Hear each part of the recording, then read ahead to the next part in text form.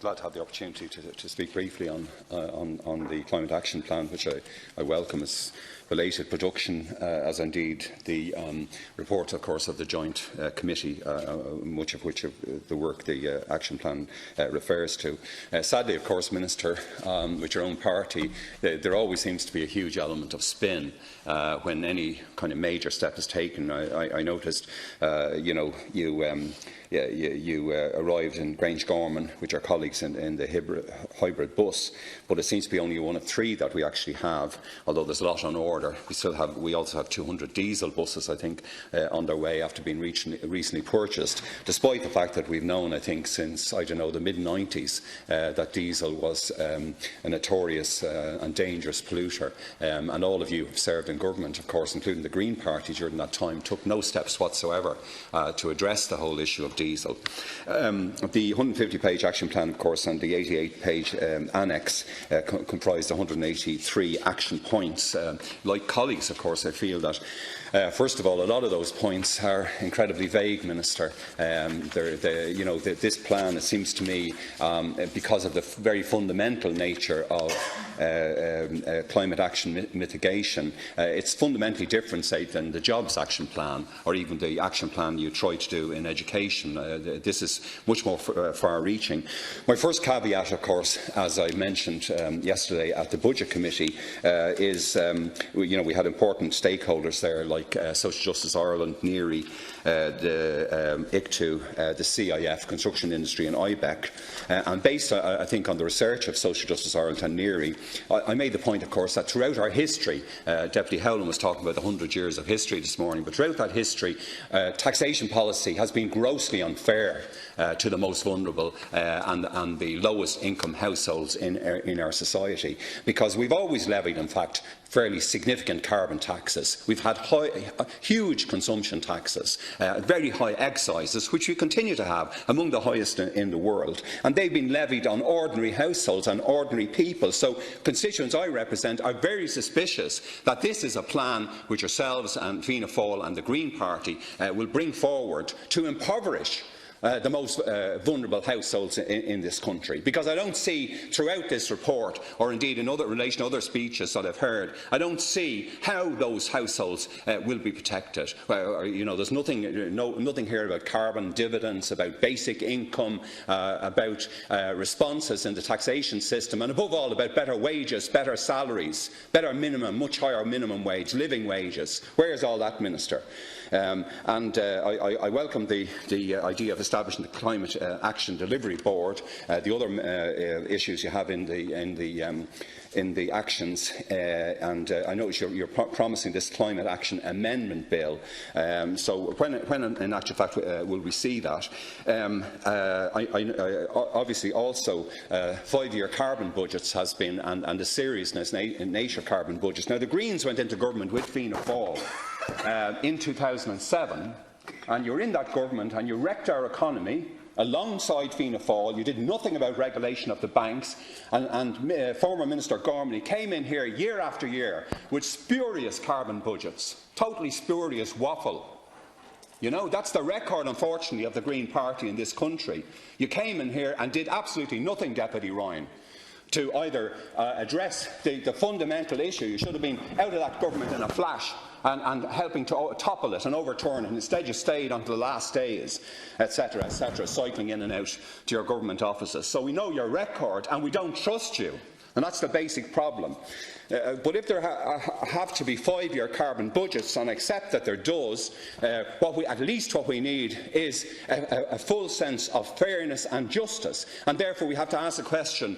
We've had IFAC reports, Minister, as you know, in the last couple of weeks. For the 2nd year running, the Fiscal Advisory Council has been severely critical of your Minister and your government in relation to the control of public expenditure, in relation to 3-year expenditure ceilings. Is it the case then now that what we need to do is to actually have full 5-year budgets, of which the carbon mitigation processes will be an integral part? Is that, in fact, what we need to do?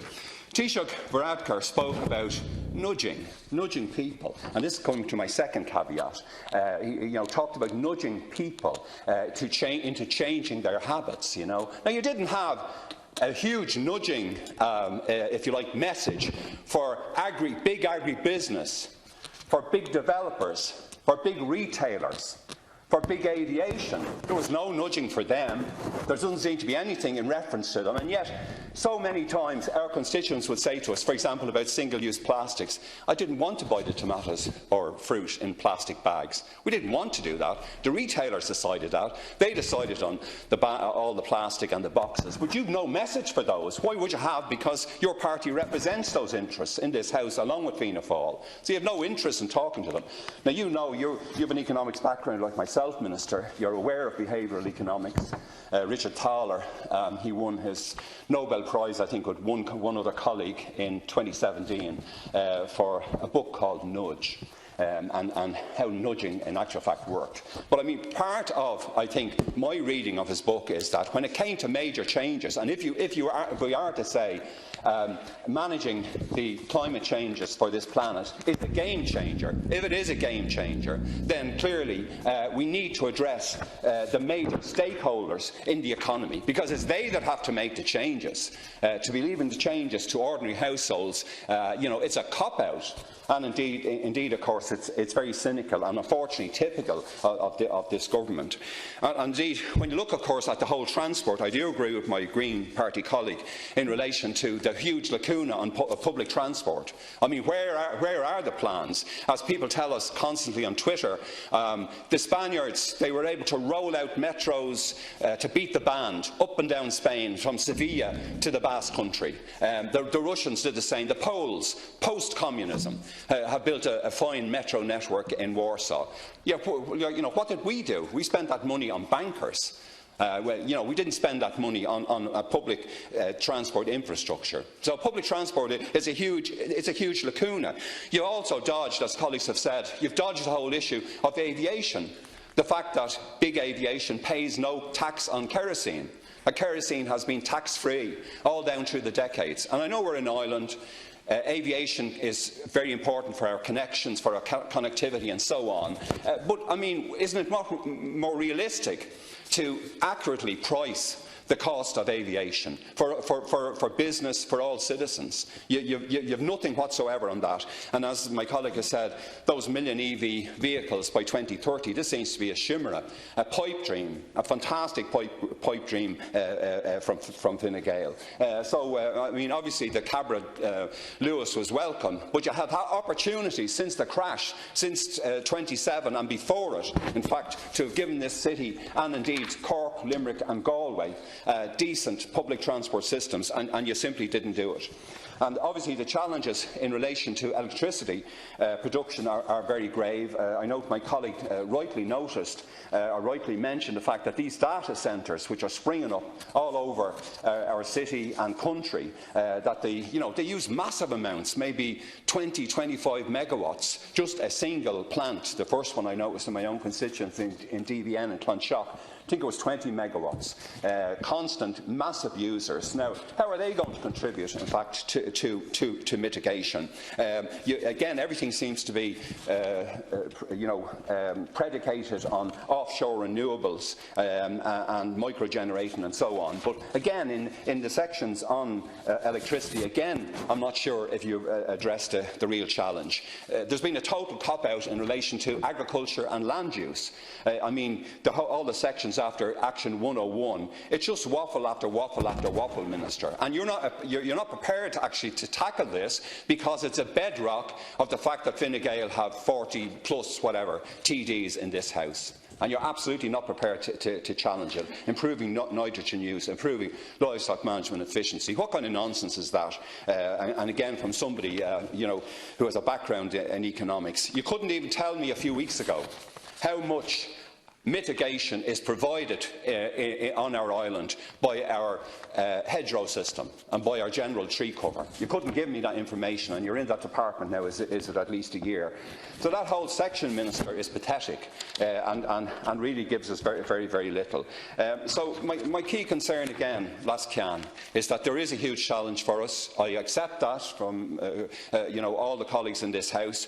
This report, however, as I said, we're very fearful that it's again our most vulnerable constituents who will have to suffer, and that Fianna Fáil and Fine Gael will not put up the challenge to the big vested interests in this country, because they are parties who represent those interests. And that's why I think the next government will have to come along with a much fairer mitigation programme based on realistic figures and achievements, and which involves the whole community and not just, as I said, aimed at ordinary citizens. Thanks, Ken.